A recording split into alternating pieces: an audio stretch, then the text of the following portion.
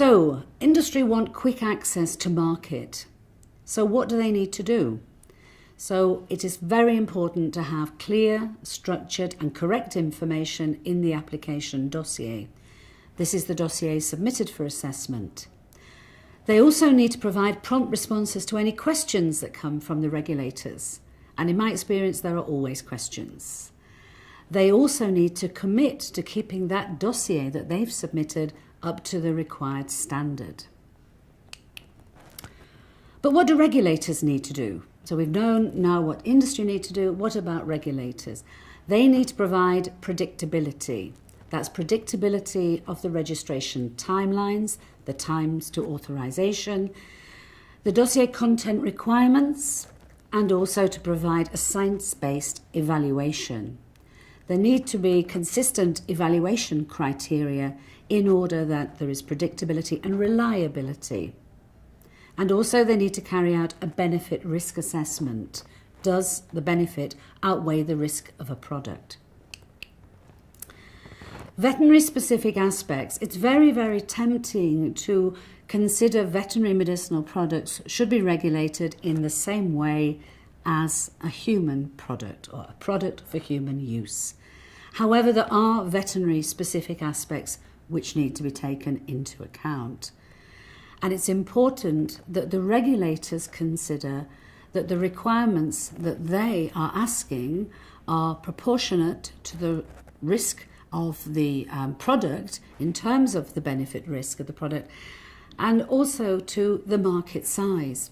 The market size is somewhere between 2, 3, 4% of the human medicine sector. And there are different situations in the human medicine sector. There are no reimbursement possibilities by governments, and so it's very much a private industry with no support. Other aspects which need to be considered by regulators are that the regulations that are set up should cover all activities from manufacture all the way through to dispensing and promotion. Standards and guidance should be relevant to the different activities, and these need to be in place to ensure quality, safety and efficacy. There should be mechanisms in place to ensure that all those actors in the chain are appropriately authorised and licensed and subject to oversight and inspection to ensure compliance. Administrative measures and legal sanctions need to be in place as well to deal with unauthorised products, and we hear more and more these days about falsified medicines. Once a company has received an authorisation from a competent authority, then really the work starts. The authorisation needs to be maintained by the companies, and changes need to be approved by the regulators. But do all changes need to be approved by regulators?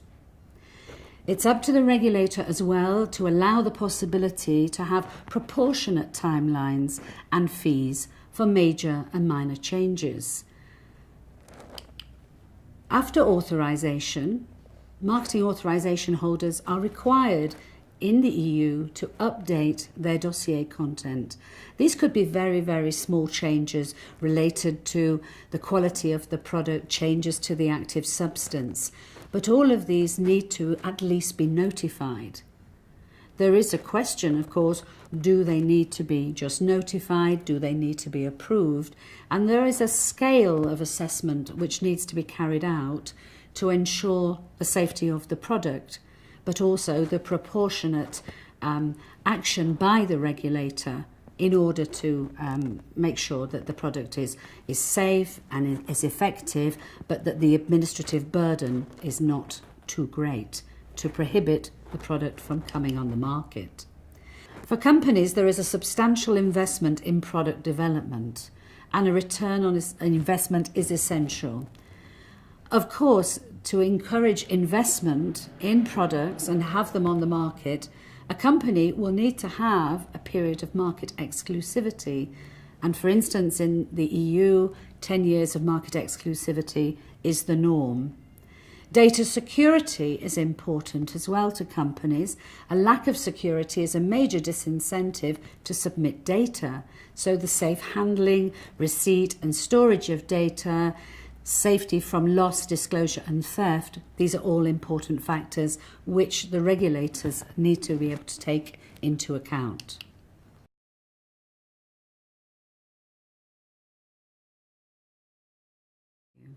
Now I would like to look at the benefits of regulatory convergence and harmonisation, especially use of regional cooperation, how to prioritise and best use the resources that we have. The world is getting smaller, and recognition of international standards, we've heard this from VICH Outreach Forum, this is something that is on the increase. These international standards cover manufacturing and control procedures and technical requirements. At the 33rd VICH Steering Committee meeting, Stefano Sorro from the European Commission said publicly that VICH has been active for 20 years and has become a reference in the world. There is a growing interest in third countries in the activities of the VICH Outreach Forum, and so far these activities have been very, very positive and successful.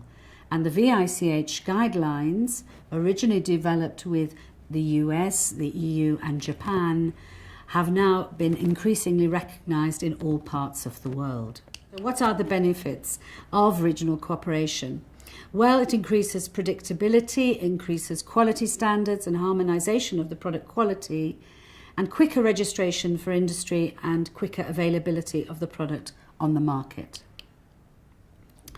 The veterinary medicines market is very much smaller, so the resources for regulators and industry are also very much smaller than on the human side. If an assessment has already been done, does it need to be done again? Looking at the mutual recognition procedure and harmonisation ongoing, which has started now in the East African community, this is a model that maybe could be developed further. In the European Union, member states have come together to allow consensus via mutual recognition, decentralised and centralised procedures. And this has been very successful. Another important aspect is communication. One of the most important aspects between regulators and applicants. This is essential to clarify expectations and understanding, and we have good experience with this in the EU. For optimising the framework, the EU guiding principles have included a strong regulatory framework, consistent standards, clarity and availability of guidance associated with the framework, and again, communication.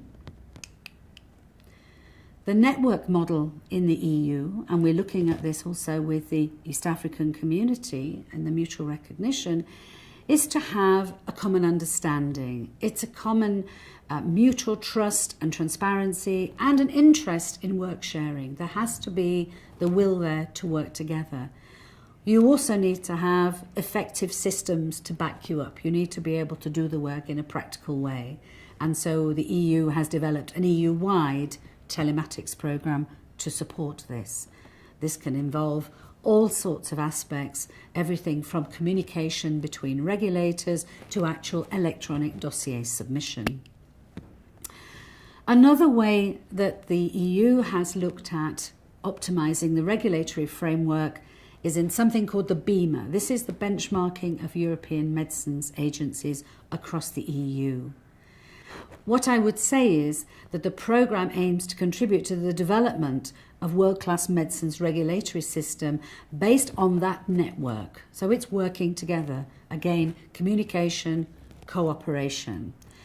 And this BEMA, this benchmarking, is not a way of saying it's an audit. It's not an audit to say you're doing well or you're doing badly, or it's not a ranking or like a table of who's at the top and who's at the bottom.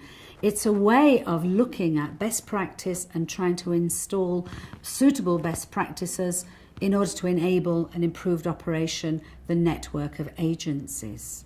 And it's very much a cooperative venture. Another way of trying to optimise the regulatory framework is something that's recently been set up called the EU Network Training Centre.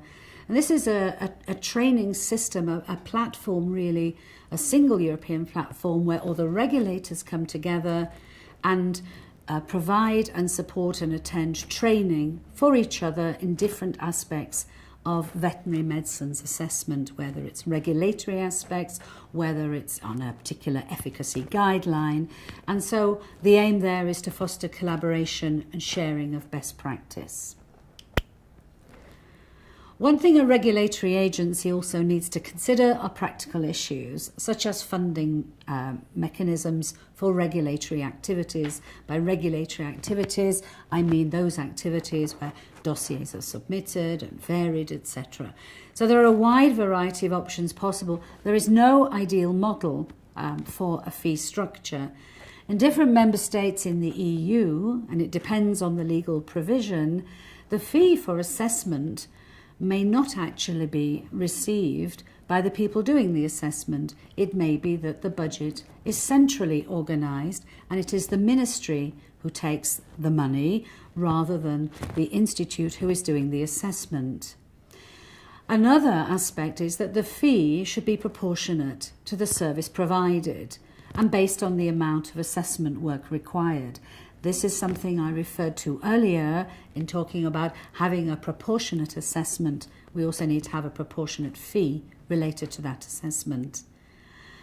There also needs to be a system for saying what are the major and minor changes to the authorization, such as a variation or extension, classification, as we have in the EU, as a possibility, and also to have proportionate timelines when looking at those.